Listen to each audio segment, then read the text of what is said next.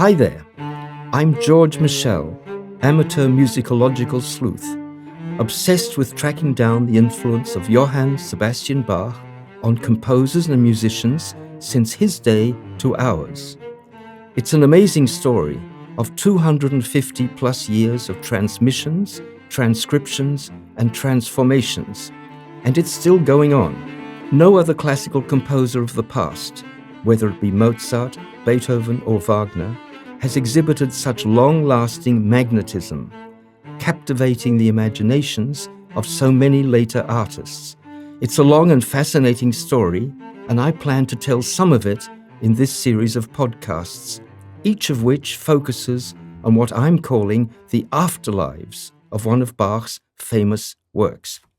Now, as we are nearing the end of my 10 Back to Bach podcasts, we'll be visiting St. Thomas's and St. Nicholas in Leipzig, the Lutheran churches where Bach was director of music from 1723. It was for their congregations that he wrote a huge amount of music for Sunday services and feast days. Only a fraction of this music is now performed, probably because audiences today are not regular churchgoers. What is still performed regularly, and not only in churches, are the two passions that Bach wrote for Good Friday services relating the last days of Jesus according to the Gospels of Matthew and John. Bach regarded these epic musical narratives as pinnacles of his achievement in terms of length, forces required, and emotional expression. So let's begin with the opening bars of the St. John Passion, with Bach revving up the drama before the chorus enters singing Herr, Lord.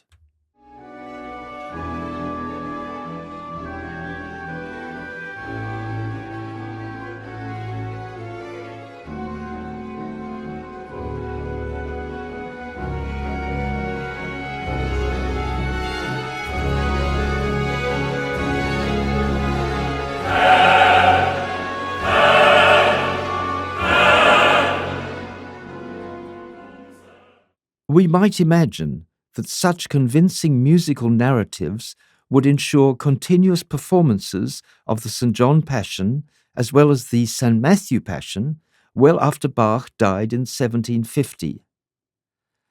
But musical taste had changed during those years, and Bach's liturgical narratives came to sound old-fashioned and complicated. Congregations preferred simpler music, set to specially composed texts rather than quotations from the Bible. And so Bach's passions fell into obscurity. That is, until the 20-year-old Felix Mendelssohn rehearsed the St. Matthew Passion, and in 1829, almost exactly 100 years since it was first staged in St. Thomas's, presented it to a Berlin audience, significantly, in a concert hall rather than a church. The event was a sensation, and it marks the beginning of the Bach revival, a movement that has continued to this day. Mendelssohn's exposure to Bach's Passion stimulated his own imagination when it came to writing sacred music. For the oratorio Elijah, that he composed in 1845, Mendelssohn follows Bach in the St. John Passion by beginning with a dramatic introduction that leads directly to the chorus singing Hilfe Herr, help God.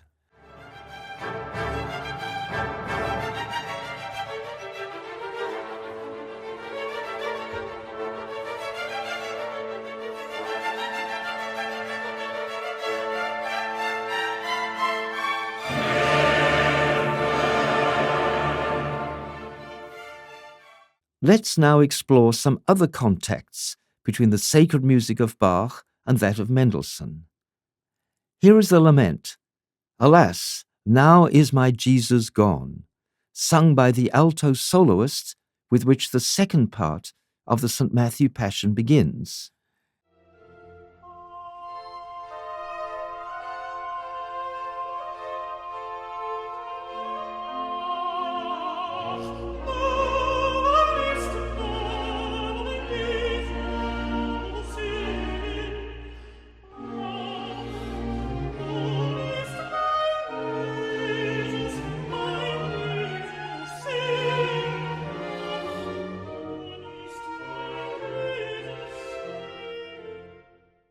And here is the lament, Hear Me, with which Mendelssohn begins the second part of his Elijah oratorio.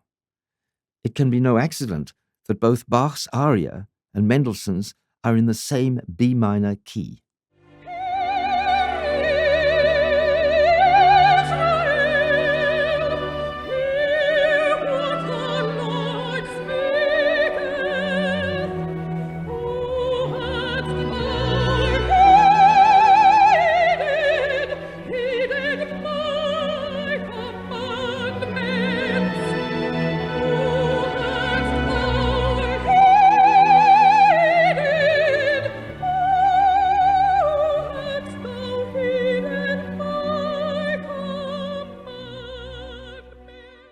Another point of contact between Bach's passions and later composers is the use of hymns, known in Germany as chorales, for the congregation to join in, offering them opportunities of engaging directly with the suffering of Jesus. Many chorales were composed well before Bach's day, but by this time had become staples of Lutheran church services, much like hymns in Anglican services. One of the most famous chorales is O Haupt voll Blut und Wunden, O Sacred Head now wounded, which Bach used no less than 5 times in the St. Matthew Passion, each time with a different harmonic support. Here it is as first sung.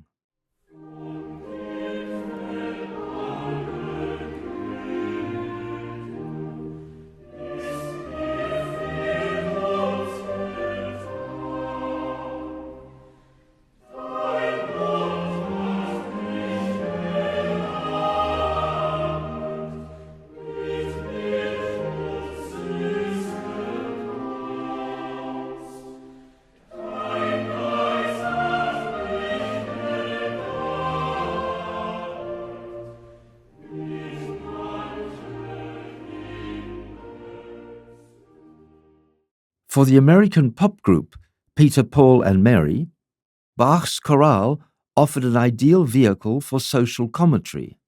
Their song from 1965, Because All Men Are Brothers, substitutes Bach's reflections on the suffering of Jesus with lyrics that call for justice and unity.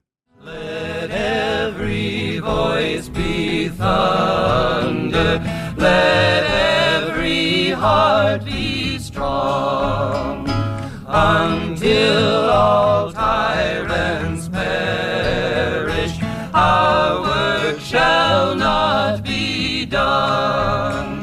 Let not our memories fail us, the lost years shall be found. In 1973, the same chorale enticed another singer, Paul Simon. In American Tune, he sings, I've often felt forsaken and certainly misused, words that resonate with, O sacred head, now wounded. Yes, and I've often felt forsaken and certainly misused. Oh, but I'm alright, I'm alright. I'm just weary to my bones. Still, you don't expect to be bright and bon vivant so far away from home. So far away from home. In a quite different way, the Australian jazz musician Paul Grabowski persuaded a group of like-minded colleagues to produce a 1-hour tribute to the St. Matthew Passion.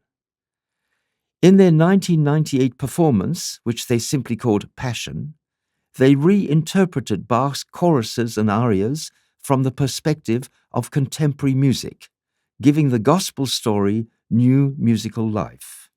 An even more unexpected reincarnation of the St. Matthew Passion is The Little Match Girl Passion, a choral work based on Christian Andersen's Tender Story. This was devised in 2007 by David Lang, co-founder of Bang On a Can, the experimental New York music group. In his retelling of Andersen's story, Lang sources not the music, but the words of the choruses and arias in the St. Matthew Passion that were written by the Leipzig poet known as Picander. Translating these into English, Lang provides his own spare but expressive music. Listen now to Lang's haunting opening chorus with Picander's "Come, Daughter, Help Me Cry."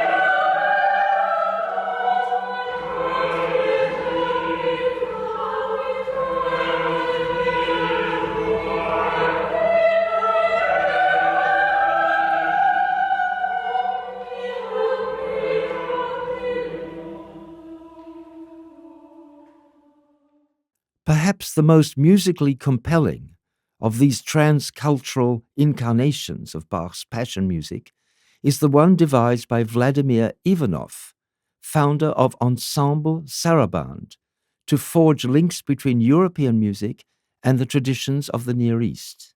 In his 2019 The Arabian Passion, according to J.S. Bach, Ivanov merges Bach's precision with the more fluid musical language of the Arabic world. By having the Lebanese contralto Faïd El-Hagé sing arias from the Matthew Passion in Arabic, accompanied by the plaintive tones of the Middle Eastern flute, oud, violin, and percussion, Ivanov proves yet again how Bach's music can transcend histories and cultures, as in El-Hagé's heart-wrenching rendition of Erbarme dich, mein Gott, Have Mercy on Me, My God.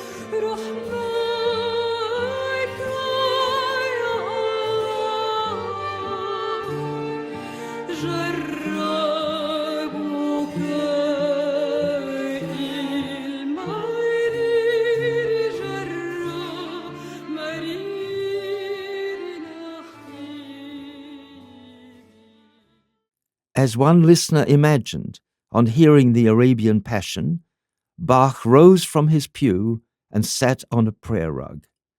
It was a resounding plea for toleration and peace. And with this testament to the universality of Bach's passions, we come to the end of this, our 9th podcast. If you want to hear and learn more, you need only tune into the next episode.